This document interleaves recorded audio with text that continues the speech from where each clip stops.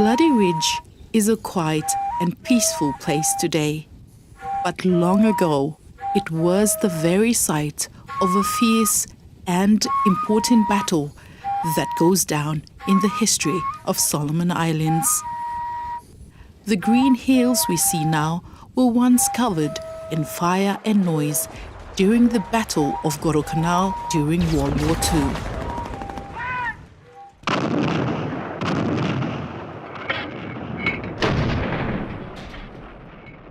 The job of looking after this special place falls to the National Park, which was declared in 2017 by the Ministry of Culture and Tourism.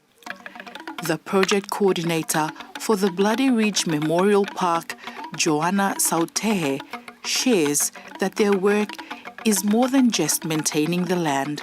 Okay, so way back in 2009, John Innes, maybe you heard him, that fellow name before, he was a historian, and also Sir Bruce Saunders. They came up with the idea that Ini should get a historical park, no, a national park where Bahem represent him now or the battles we are fighting inside Los Solomon Islands and mostly here along Guadalcanal. So in 2016, government hem aquarium now, this area where you're looking behind Lomi and where Intala stand, and then in 2017 it was declared as a national park.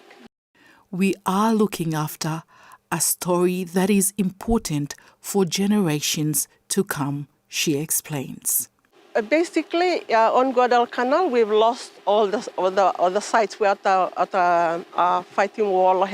It's the only historical site where we able for protect him and preserve him as a historical site for the future generations. Or to have learning about him war when happened here on Solomon Islands. So. And also, I would like to say that time what I fight here, World War II, yeah. Perhaps this is where this is the turning point for the Battle of Guadalcanal. So this is quite an important site for government Bloimi and also the people of Bloimi here on Solomon Islands.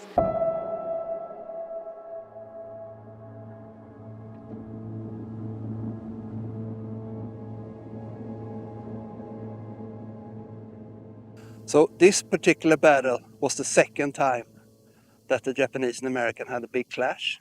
The first one was done at Tenarue River, and Americans won. They had never really met like that before, so they were a bit surprised. The Japanese thought that the Americans would just run away, and they didn't. So it was the first time. So they knew that now it's serious. They're not going to run away immediately. We have to take this. We have to send our best troops. So they sent very experienced soldiers, and they landed them over at Cooley Point over there. And what they did last time when they landed there, they followed the coast and just walked into the lines. That didn't work at all, because all along the coast, the Marines had barbed wire and mines and machine guns, so that's what happened. So this time they thought, we'll walk around in the bush until they saw from the plains this particular hill, bare with grass on. It's like a road to the airport. But I thought they walk around, come up here, and just go straight down to the airport. So this one was called, the Japanese called the Centipede Hill. It followed like this. The Americans never thought that anyone would take the road through the jungle because it's very wet, swampy, you had to carry all your gear. They were like, that's impossible. So no one really believed that was the case. The Solomon Coast Watchers, the scouts, they started to come back and report. There's a lot of Japanese over there at Cooley Point. They didn't really believe them. The Americans, we haven't heard any reports of that. And maybe there's a few hundred. And they said, no, there is at least 3,000, maybe even. They kept insisting, and eventually they sent the raiders to go and have a look. And when they arrived there, they found the whole camp with all the supplies for the attacking soldiers. And they by seeing how much supplies was there, they realized, yes, there is 3,000-4,000 somewhere in the jungle. We don't know exactly where. So they realized now the attack is coming. So they came here. The soldiers thought they were going to have a break, but their officers told them, there's not going to be a break. Those guys over there are coming this way. And that's exactly what happened. So when they came up here on the hill, they only had one day to dig in. There was no one here. And the Japanese, meanwhile, were in the thick bush coming this way. There was no native villages here then, so no one could tell what's going on. But scouts were saying, we know that there's a lot of Japanese south of this hill. This was called Lunga Ridge before it was Bloody Ridge. Japanese, they always like to attack at night. So on the 12th, they were over here. They realized this is very steep. So they realized that's going to be very tough to attack up this hill. So they just kind of moved in the darkness. This line here was raiders, paramarines on that side, and also down there was a line where the village is now. So they ran into the line. That time, very thick jungle. But a lot of Americans died and a lot of Japanese died down there also. That was the first in the evening on the 12th. That's the hill where the Americans, the kind of the last stand on the second day. Sun come up, planes from Henderson came and strafed them, bombed them, artillery from Henderson, and also the Americans on the hill could see. The commanding officer was Coleman Edson. He realized that this hill here, that it could be cut off because now the Japanese are coming from both sides. And so he prepared very quickly. Everyone start preparing the last stand kind of at that hill 2. During the day, the Japanese had surrounded everywhere. So as soon as the dark came, they attacked this side, that side, that side. And immediately he realized, like, this is very dangerous. And they just called on the radio, everyone come back to hill 2, like you're about to be cut off. So people here just ran flat out along this road. The hill here looked exactly the same. There was a road on top, there was grass. The Japanese came very close to overrun, as in push them back. So when we did UXO clearing, we found mixed American and Japanese gear together, meaning, you know, they've been fighting and dying right here.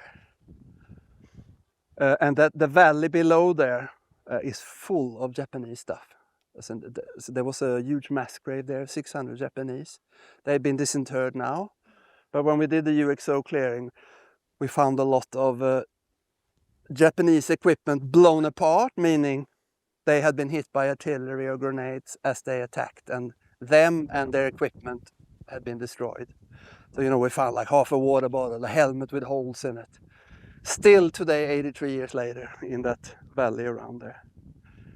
But that kind of last stand is very famous because if they had lost there, it was so close to the airport. So they very likely would have pushed through and they, in 5 minutes down at the airport, starting to destroy planes, and they could have kicked out the Americans from Guadalcanal. And if that had happened, the history would have looked different.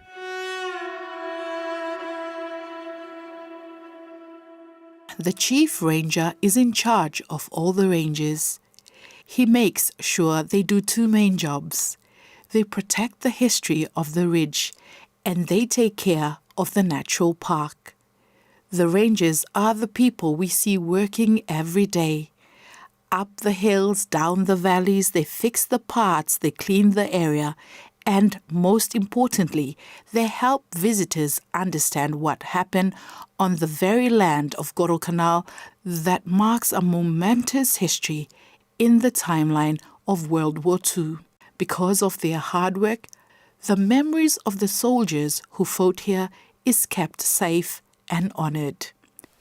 What we will do inside the park here is that we will mainly securities for keeping the safety below the tourists who are to come and other visitors who are to come outside, both within the Solomon Islands, or the locals, Lumi or Picanini, whoever, when black visit there, we will securities or park rangers make sure that there is safety for everyone there. And also, we will not only provide them security no more gate we will also doing cleanups inside lo disala park, and also we will buy some petroleum too around in disala boundary below disala park. Yeah, there are certain times where in a week we will maybe doing twice patrol around him, checking boundary. If there's anything where happen within the boundary, people gardening or whatever, we will have to tell them what to stop or move out from boundary below disala park. Yeah. Not only Mival Selevanoma, but we also engage community people. Yeah? People start for understanding now what developments whereby happen within the park. So whenever Mival call for help or come for waka, what community people there, what willing and what save come in numbers too. Yeah? But if Mival garam staka slain a bit, Mival shall provide for everyone. Otherwise, Mival take them in few numbers no more for cater for that day for pay more. This one have me one fella community road, yeah. This community road because community will stay this side there.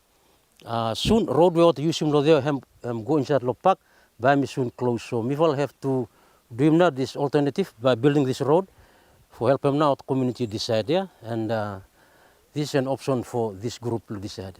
And this time as park me start to develop now, me bring him some big changes here.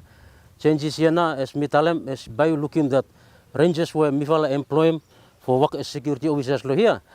Me give him chances for what for employed there. Yeah, for take him silent to help him families blotter. And also people were sitting around this community, what got him chances too for come and looking what tourists was come around there, and what's our sell them to some crafts what got him.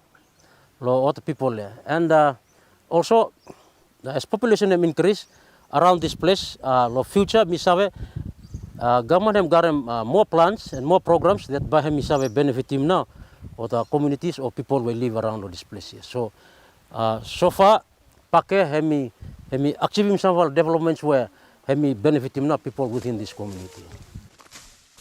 Me fa five for a woman when me fa walk with them okata male rangers lo here. This waka me finding them helping me a lot lo side lo finance, and then them helping me too. Them helping me like